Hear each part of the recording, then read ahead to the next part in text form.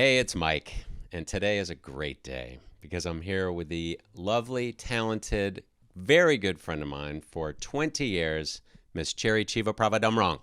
Yes. Yes, Nice work. Just at nice the work. last sec with that mic. How are you? I'm good. How are you doing? I'm doing great.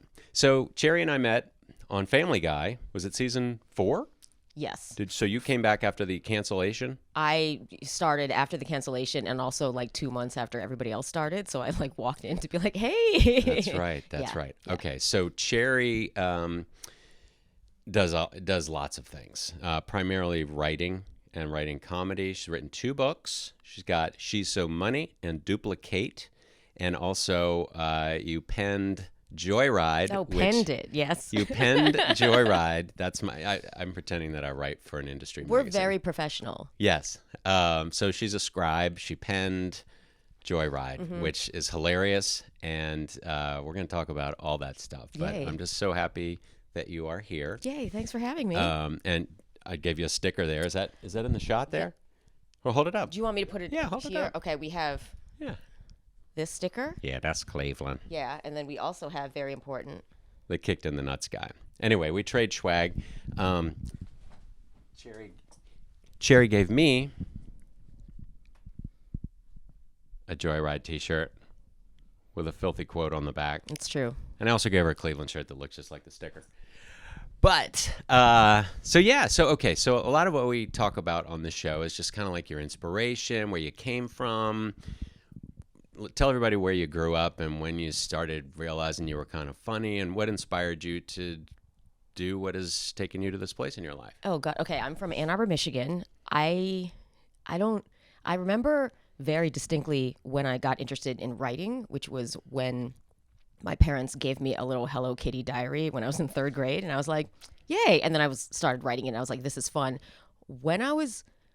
I don't know about the funny thing, except that I do remember my violin teacher when I was maybe in 5th grade. Wait, was it my violin teacher? Some older adult person kind of said that my vibe was like dry humor. Like, and I'm a child, so I'm just like, okay, well, I think, but you know what I mean? But That's I remember better than that. wet humor when you're a child. Yeah, The 'cause that's humor not didn't funny. the humor didn't get wet till much later. Okay, As well, a child, I was operating on I was actually going for a diapers joke. Oh, but, really? you know, Okay. But I forgot did you not wrote, still wear diapers when I was in 5th grade. I forgot you wrote Joyride, so you took it all That's to a true. different Yeah. place. But I went straight to that. So you started writing in your diary, and was it? Guys. I'm assuming it was personal stuff that wasn't intended to be shared, or were you writing it just like, I'm just gonna write whatever? And I think I was writing it at first to like show my parents, to be like, hey, this is what I did today at school. Here, now read this thing. And they were like, oh, that's cute. And then, as I got to be older, I was like, oh, I like having a journal. Then I started writing it. Then I started hiding it. And then, then the parents are out of the picture, guys. right, then it's your You're life. a teenager. Now it's they don't need to know anything. So did you like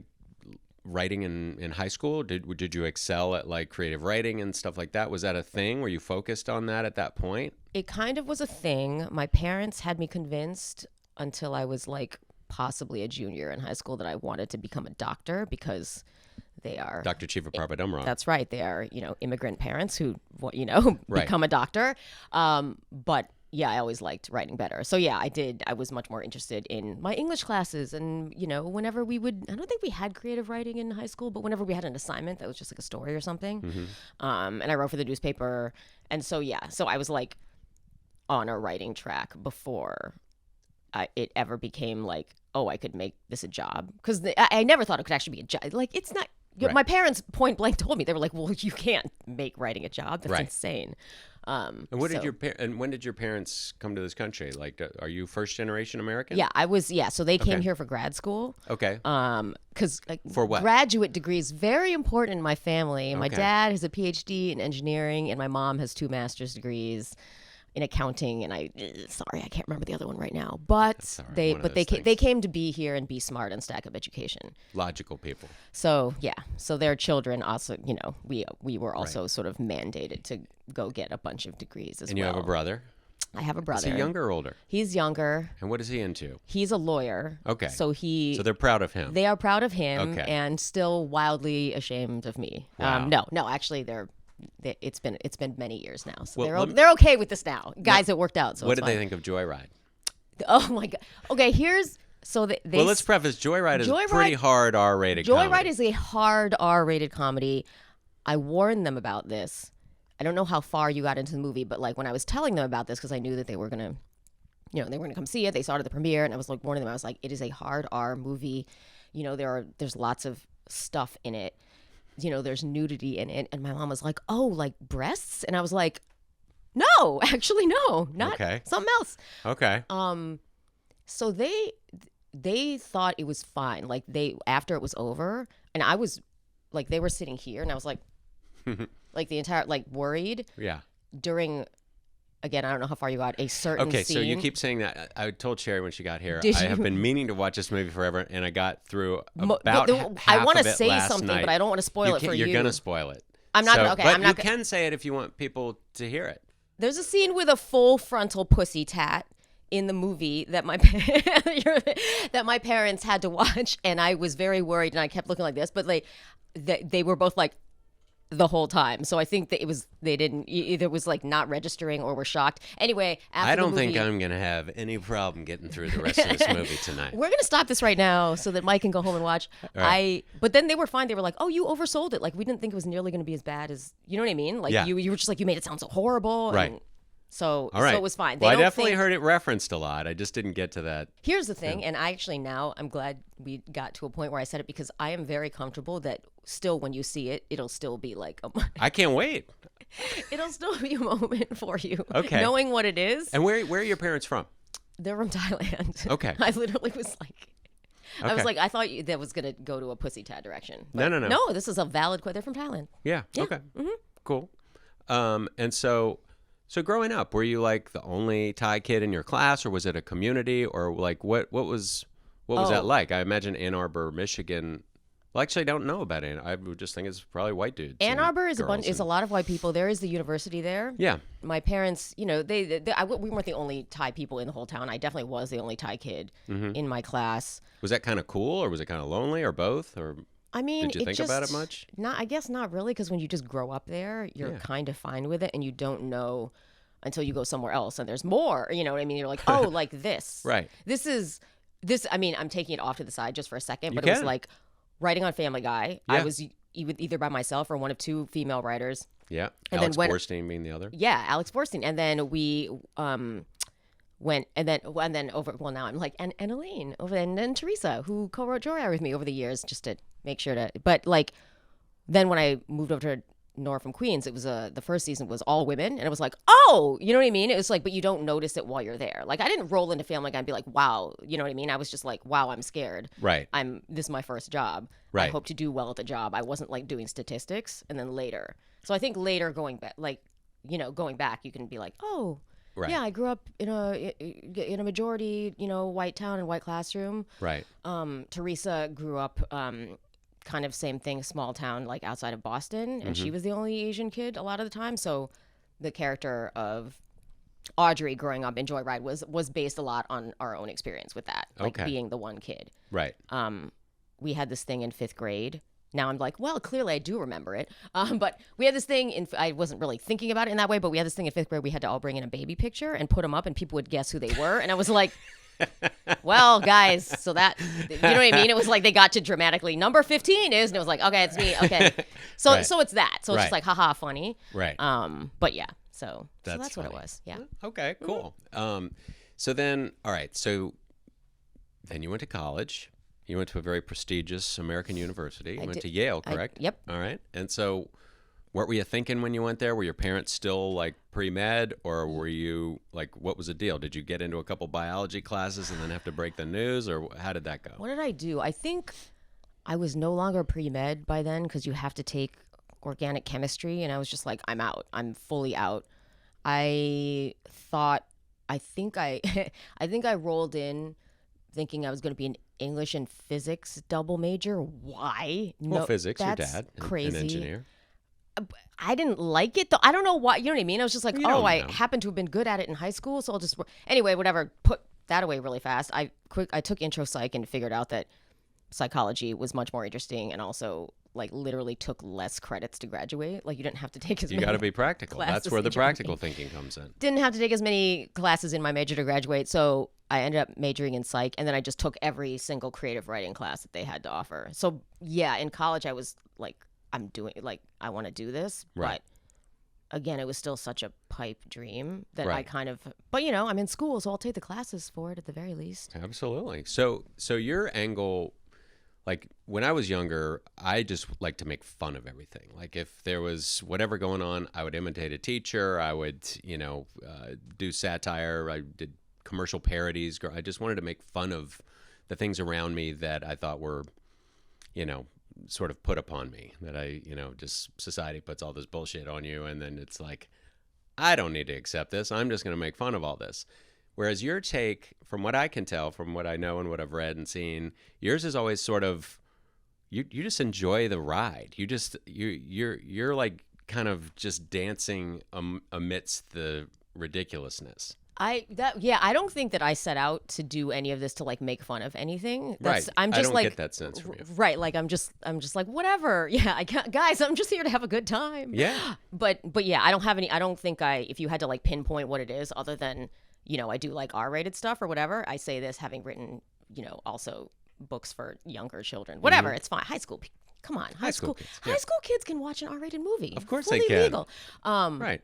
Other than that, yeah, I don't think that I'd be able to pinpoint any sort of like Right. thing that I'm doing. Yeah. But I think that's the joy that you bring. You come in and it's like right at the beginning. I'll do at Family whatever, Guy, guys. I'll do it. There are yes. no I'm from standards. Thailand. I'll do No, whatever. I know. No. Just say a word.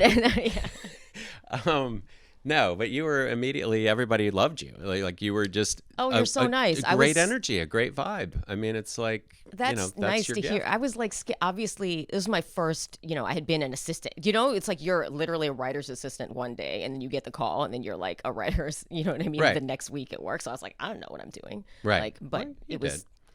You tried. I tried. Yeah. When I came on to Family Guy at the beginning, I was only a joke guy. Like I did commercial parodies, like I said, and I did short films and stand up that was sort of pop culture satire, and that's sort of, I believe, why Seth folded me into this gig. And so it took me like a season and a half before. Like I had never written a sitcom script or a half-hour comedy script. Oh, and they specifically were like, okay, so we're not going to give you a script. You're here for jokes. Like, be in the room and punch stuff up. No one told me that. I was just kind of waiting each time. Okay. I didn't know whether they, yeah. And actually, I was kind of relieved, like, because Right. I was like, I'm not sure I can, and so I think over the course of Family Guy, I wrote like probably 6 scripts. And the first one, of course, was almost a total rewrite. And then seasons later, by the end, the last one was barely touched. So, I definitely learned on the job, but I was, contributing jokes and characters and things. And that was my angle. I was sort of popcorn guy, just come in and, have fun.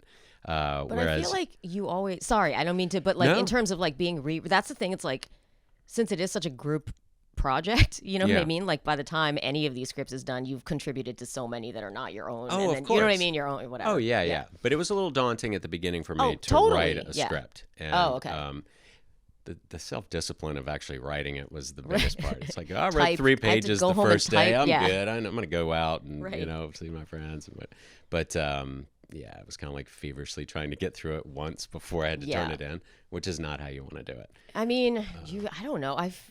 It's also it's so joke heavy too that sometimes it's hard to, like. I think if you really had to sit down and write like a 1-hour draft of a drama, you could just make yourself do it because you're not like. I feel like jokes is different. Right. Like sometimes you just Yep. come up with something when you're out walking around doing something else, so it's not the same Yep. thing. So the Yeah. point is, anyone who's trying to write their Family Guy draft, don't even sit down and do it. Whatever. Yeah, just screw it. yeah. Just, go to that movie. Take Yeah, that bong hit. Go skateboarding. Honestly, do whatever you want to do. it'll help. I think. Right. Yeah. Now, it's funny. Yeah, take that bong hit. I was never stoned on the job at Family Guy. Wait, even. Oh, sorry. well, there I were was 2 gonna. times. Okay, I was There about were to. 2 I was gonna times. mention a So, specific day. Yeah. So the second season of Family Guy, when we actually had an office in the Valley, we were working late every night, and me and one other guy snuck up on the roof and took a puff after dinner. And I came back down, and I was just so completely disoriented. Like I thought it would be great, and then, for about an hour, I was just sort of quiet, and then I think everything sort of leveled off, and then I just started. I was on fire. Oh yes. So then it was. That was the first see? time. The It second helped. time was like season 5, I think, when we were working late again, we didn't know we were going to work late, and one of the writers brought in some brownies. Yeah, yep, and, that's what I was going to bring up. yeah, and so it's like, oh, we're done, whatever. And so I wolfed down like half this brownie, and then 3 other people did. And then we get the call from Goodman. Hey, we're staying. We're going to keep going. Seth's available. I'm just like, okay.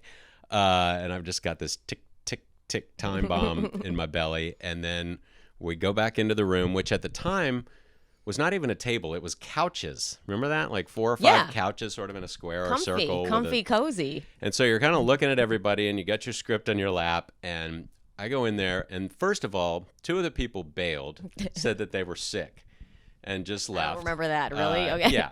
And so it's 2 people. And then the third one, I think, was just off in a gag room or something. And I'm sitting there in the room, and like, a good old school brownie, you have no idea how strong it's going to be.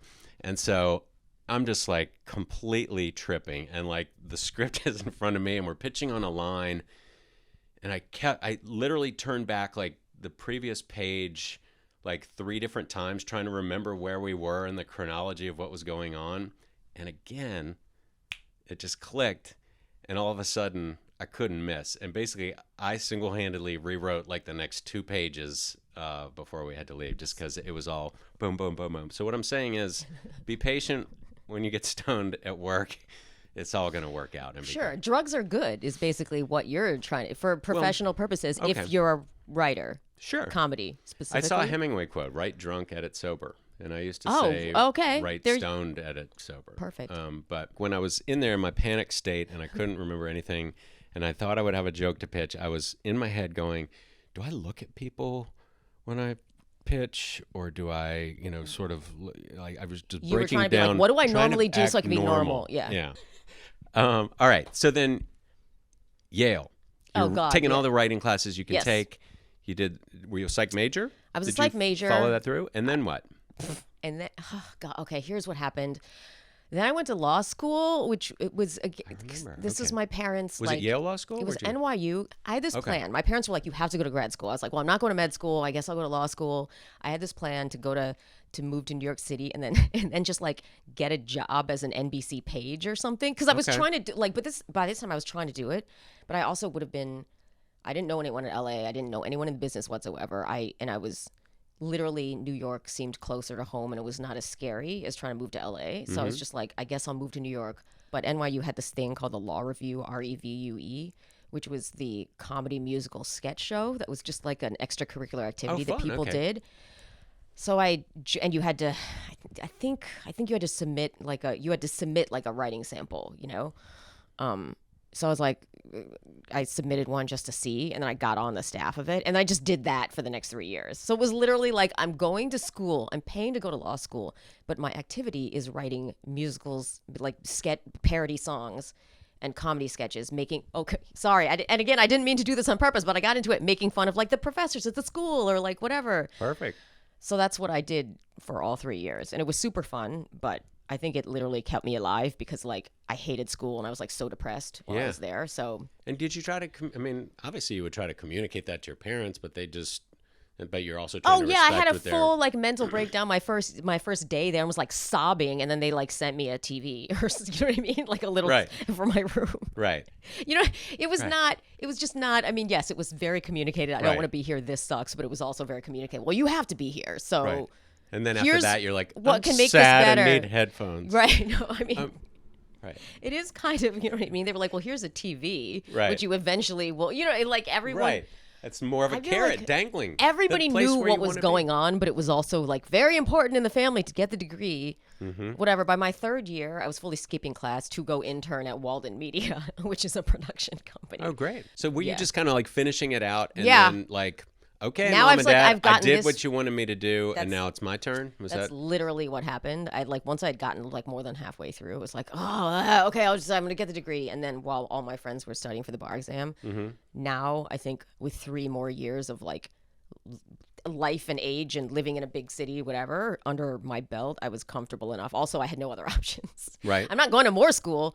Then I put all my stuff in a car that my parents gave me. Thank you, Mom and Dad. And then I drove across the country. Similar situation where I sort of self-imposed that I needed to have a real job, and I sort of thought advertising was sort of a real job. And so I did that for a little while after college, and that just deepened my hate for the man and the system and the, marketing machine and all that stuff. And I came out here, I didn't know anyone.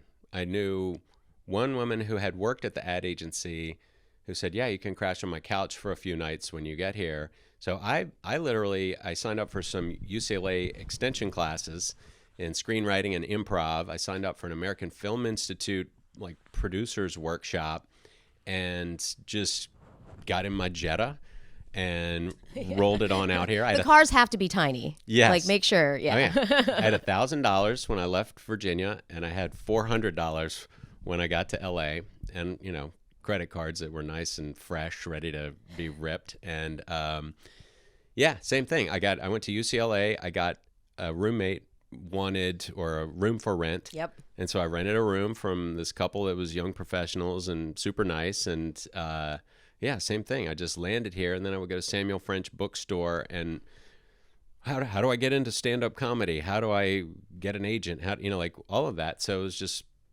same thing. No experience. And as I showed you before, and I probably showed this on here before, my business card that just says Mike Henry, a funny guy, because I had literally no credentials other than I could make my friends laugh. Yeah. And so, but accurate. So there you go. So then were you writing? Were you working at CAA is really hard.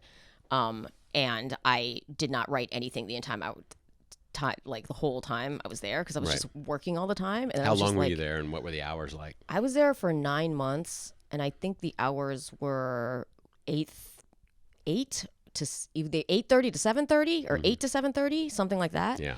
And and I was just like, ugh, and it's hard, and it was depressing. And no money, right? And no money, and like I had no friends. Like, my parents came to visit me and took me to lunch. We were eating in a park alone, right, and again, I was like, how's it going? Yeah, bad. I have no friends. No, but it's true. They're not telling. You know what I mean? They're just like, I just graduated from law school. There's some good law firms out here. No, they're not telling anyone in Thailand that I literally answer phones and like bring coffee for a living. They're just like, well, the shame is thick upon the family. Right.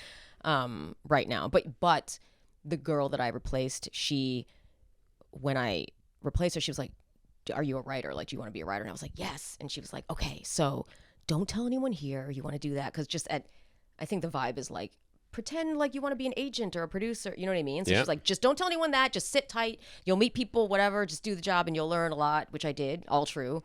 And then I got out of there as soon as I could and ended up working for a non-writing TV EP. So at least I was closer to TV, because I knew I wanted to get into TV. Okay. So, yeah. So it was in my head the whole time.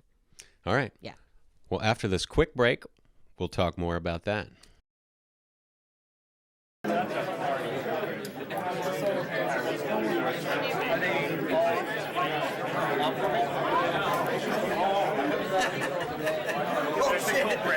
I think so. What game do you want right now? Let's see, this Asian muff joke. Yes. I'm not sure if we should keep the Asian muff or if... I pitched that joke. It's not my model. Oh, it is? Yeah. Okay. And you didn't think it was funny? I thought it was hilarious. Yes, thank you. Thank you.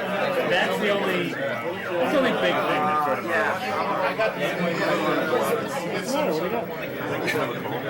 Sometimes when I speak, they just can't resist.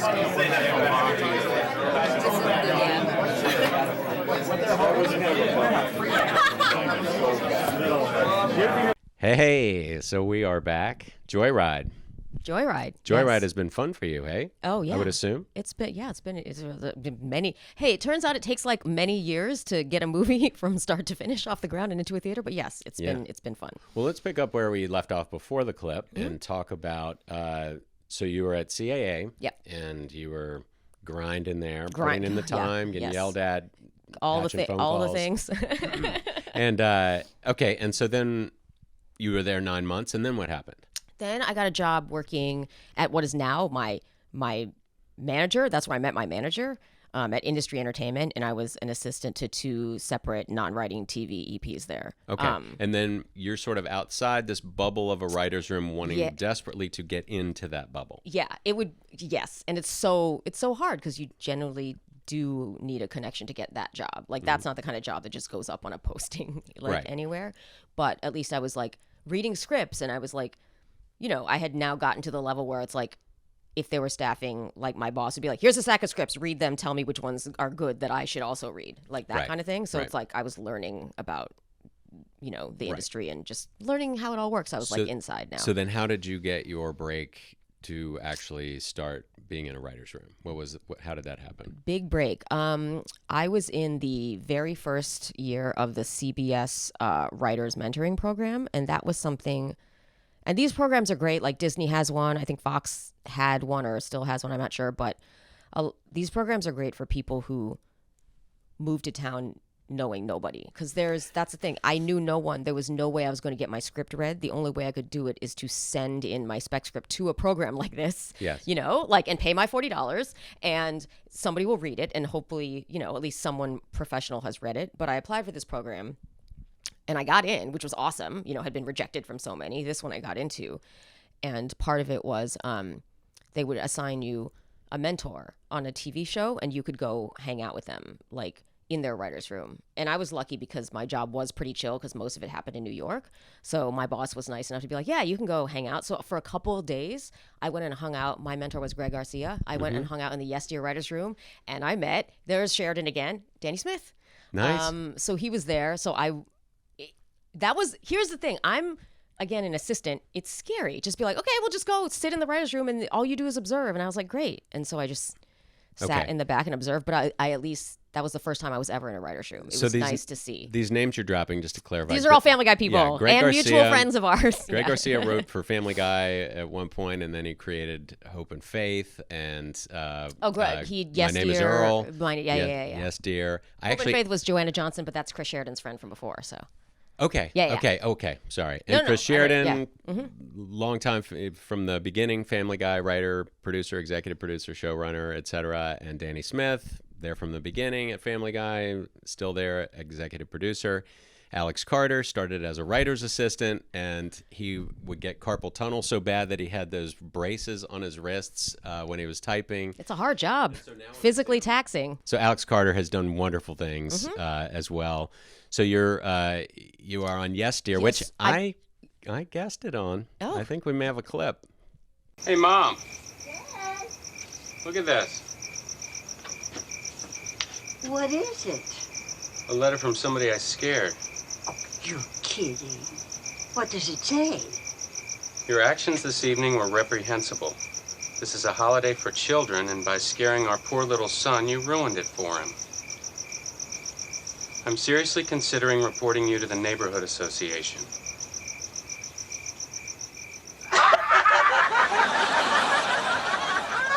You believe this? They wrote you a letter. Ooh, they're going to report me to the Neighborhood Association. You'll be banished from the potluck dinner. Months later, after I had gotten another job, Right. I got the call from For Family Guy. Cher. Yeah, exactly. And that was season 4, Yes. correct? About halfway through, you said? Yeah.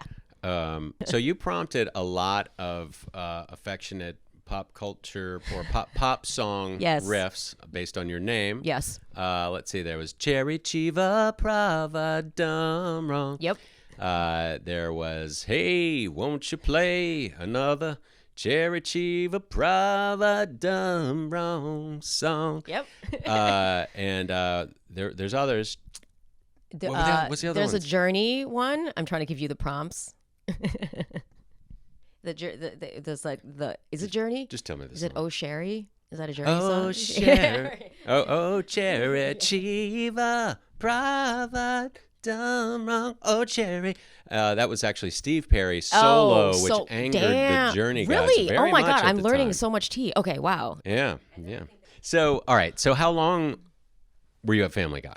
What season did- 11 or- years. I can't. The seasons I don't even. That's what I Seasons don't. in The Sun? seasons I So don't it's like- remember. was it 2004 when you started? Yes. Is that roughly? Okay. Yes. And then I so went like to the 15? Orville. So whenever the Orville room started, Yep. that's when I left. Yep. That was definitely over 10 years later. Yeah, absolutely. Yeah. I'm on the Orville as well.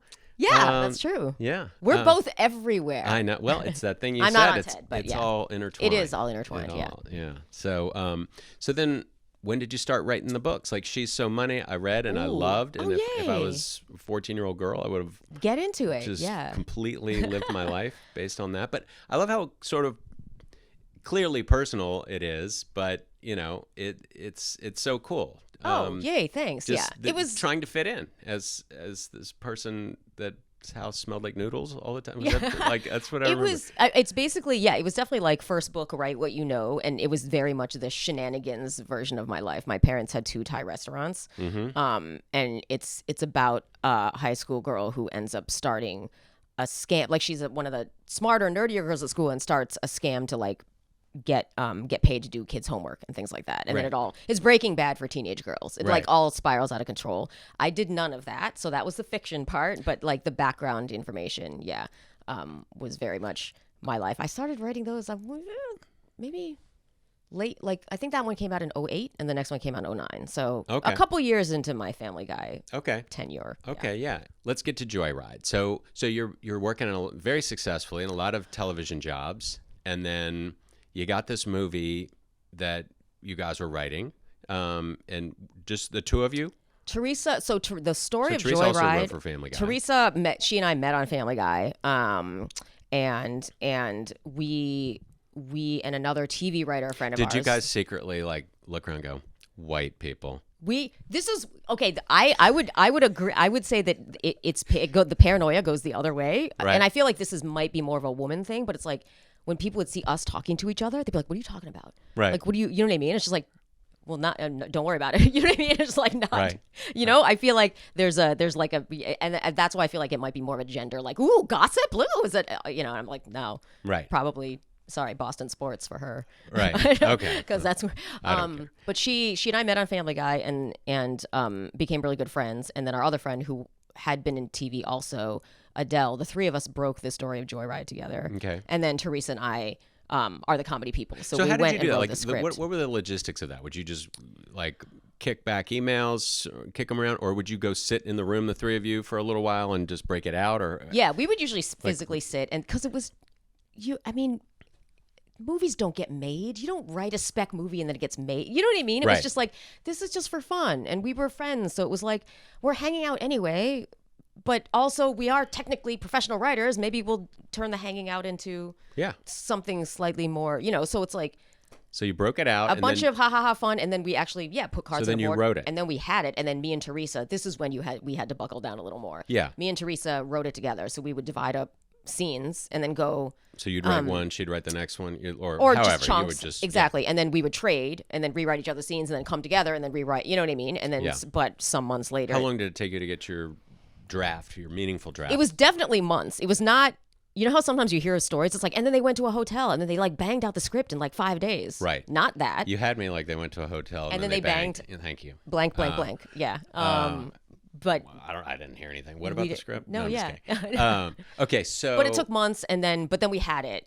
You had it, and then you sent it to your agent. And then did you have the same agent or different? Or you have different? We have different feature agents, but we are both at UTA. Okay, so that worked works. out. Yeah. And then so they sent it out, and we knew because of the subject matter that, and just cause it's like we want to also be producers on it. So when they sent it out, anyone we met with, we made sure to have the caveat of like, it'd be awesome if you want to work on the script with us.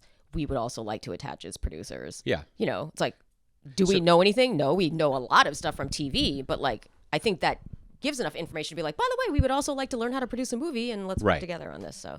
Okay. And so then you ended up. We ended up at Seth Rogen's company, Point Grey. Mm-hmm.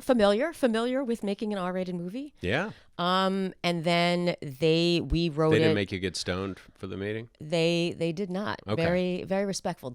Optional, you know. But and then we ended up working still with them on just rewrites on spec because we were still developing it. Like there was nothing official yet. Right. That took probably another year, I think, just like rewriting, and then their deal was with Lionsgate. So then I think at the end of that time or around the end, they took it into Lionsgate and was like, would you guys want to do this? And then it was baby steps all the way. When did you first have the idea for the movie? What year? Just for context. 2018. So 5 years later it came out. Yeah. Okay. Right. Yeah. Okay. But here's the thing, because 2018, and then it was like maybe 2019 that by then we were with Point Grey, and then they sent us into Lionsgate maybe 2020. We were like, could we film it in 2020? No, because the pandemic. You know what I mean? So it's like maybe we filmed in 2021, so it's possible that it could have taken a year less. But so the development process is the people at the production company gave you notes and Yes. said, hey, you need to change this, and this, or do you mind? How do you feel? Or was it kind of like you got to do this? I would say it's very much a combination of both those things. Some of those things we were like, yeah, and we did so many drafts, and that's how they work. You know what I mean? They told us that on the A side, and they're great. And I think the script that we came out with was definitely better than the one that we came in with. But rewrites, it was like it was a huge process. It was a lot of like, do this, and then we do it, or how about this? Then they said it's got to have a full frontal pussy tat shot. And we had that. That was draft 1, baby. That was where it all sprouted from? Listen, yeah. Okay. Yeah, no, yeah. It came in with that. Okay. Guys, we had a vision, and we stuck to that vision the entire time. Yep. And the vision was a tattooed puss. Right. And we did it. Again. Now it's on airplanes. They don't censor it on most airlines, by the way. That's nice. Which is crazy. Wow. Because there's... when we heard that, we were like, that's crazy. But our friends would start sending us, like, here's a picture of my airline. You know what I mean? And we're like, oh, my God. Right, and here's the lady sitting next to me. That's what I'm saying. It's like That's great. Yeah. No, it's great. I'm concerned for children on planes, but whatever. That's their business. That happens. Yeah. You know what? It's friendly skies right there. It's real friendly. I mean, yeah. Then Lionsgate, I'm sure, also had notes. Yeah. So we just did the thing, and it was like, it was never, and they kind of told us this, it was never going to be like one whole, now it's green. It was kind of just like, okay, cool, it's going well. Yeah. Let's get a budget. It's going well. Let's interview heads of department kind of thing. Okay. So heads of department being camera and like our editor and actually make production designer. Exactly. Yeah. Let's start building the team who will make the movie. Right. And did you have actors in mind? We definitely had actors in mind. Okay. Yeah, but it was like we always wanted Ashley Park as the lead, for example, and we and then I want to say we got the I don't know, I could say like, and it was the spring and we got the official green light, but kind of then when that happened, then it's like we can start casting it. So I feel like we were casting it during the summer and we shot it in like September, October. So was there ever a call that's like, okay, it's happening? Yes, there Here's was. The Yeah, schedule. there finally was that call, and but then by then we kind of knew it was happening because I remember picking up the phone and being like, "Is this the green light call?" And they were like, "Yes." Nice. So it because we had done so many baby steps along the way. I mean, just huge props. That's great. And Thank so you. did you get a deal from that to make more movies? No. To write another one? No.